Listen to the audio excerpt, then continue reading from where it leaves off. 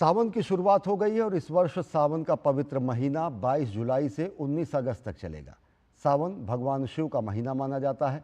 वैसे तो सावन का पूरा महीना ही शुभ है, लेकिन इसमें सोमवार का महत्व सबसे अधिक है। इस बार सावन की शुरुआत और समापन दोनों ही सोमवार से हो रहे हैं। सावन के पहले सोमवार के दिन देश भर के शिवालयों में भक्तों का जबरदस्त उत्साह दिखा है। जुलाई से सावन महीने की शुरुआत हो चुकी है। शिव भक्तों के लिए इस वर्ष का सावन महीना बेहद खास है, क्योंकि इस बार सावन में 5 सोमवार पड़ रहे हैं और 22 जुलाई को सोमवार से ही सावन की शुरुआत हुई है। सावन के पहले ही दिन सोमवार पड़ने से भक्तों में जबरदस्त उत्साह देखने को मिला। देश भर के शिवालयों में सवेरे से ही भक्तों की भारी भीड़ देखी गई। अयोध्या, चित्रकूट, बाराबंकी, अमरनाथ और प्रयागराज सहित देश के कोने कोने में श्रद्धालु अपने आराध्य देव भोलेनाथ को जल चढ़ाते, पूजा करते नजर आए।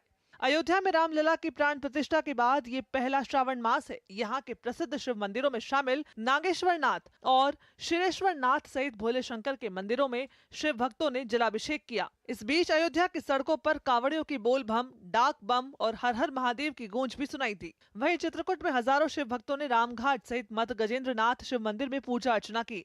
इस मंदिर की खास बात यह है कि इसकी जलहरी में 4 शिवलिंग स्थापित है, जो धर्म, अर्थ, काम और मोक्ष के प्रतीक हैं। सावन में उत्तर प्रदेश के बाराबंकी जिले के प्रसिद्ध पौराणिक लौधेश्वर महादेव मंदिर में शिव भक्तों ने गर्भगृह में पहुंचकर जलाभिषेक किया। इस दौरान पुलिस प्रशासन की ओर से सुरक्षा के पुख्ता इंतजाम दिखाई दिए।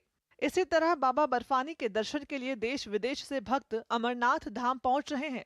कड़ी सुरक्षा व्यवस्था के बीच सुबह पंथा चौक श्रीनगर बेस कैंप से अमरनाथ यात्रा के लिए तीर्थ यात्रियों का एक और नया जत्था रवाना हुआ।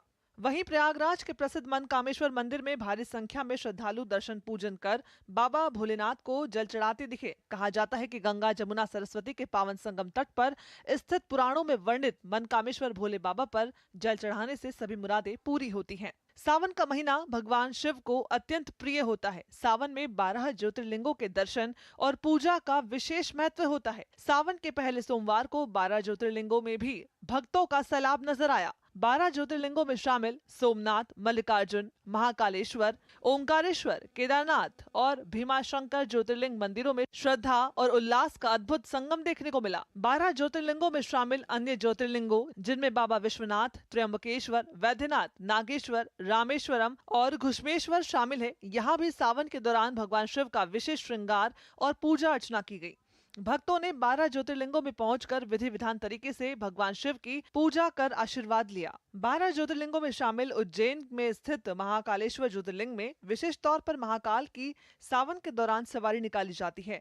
ऐसी मान्यता है कि उज्जैन नगरी के राजा बाबा महाकाल सावन महीने की प्रथम सवारी पर प्रजा का हाल जानने और नगर भ्रमण पर निकलते हैं। सावन के महीने में भक्तों पर भगवान शिव की कृपा के साथ ही कई शुभ योग और राजयोग का भी संयोग बन रहा है।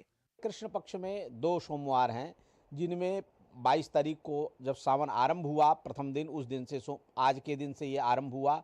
आज भी 5 योग हैं।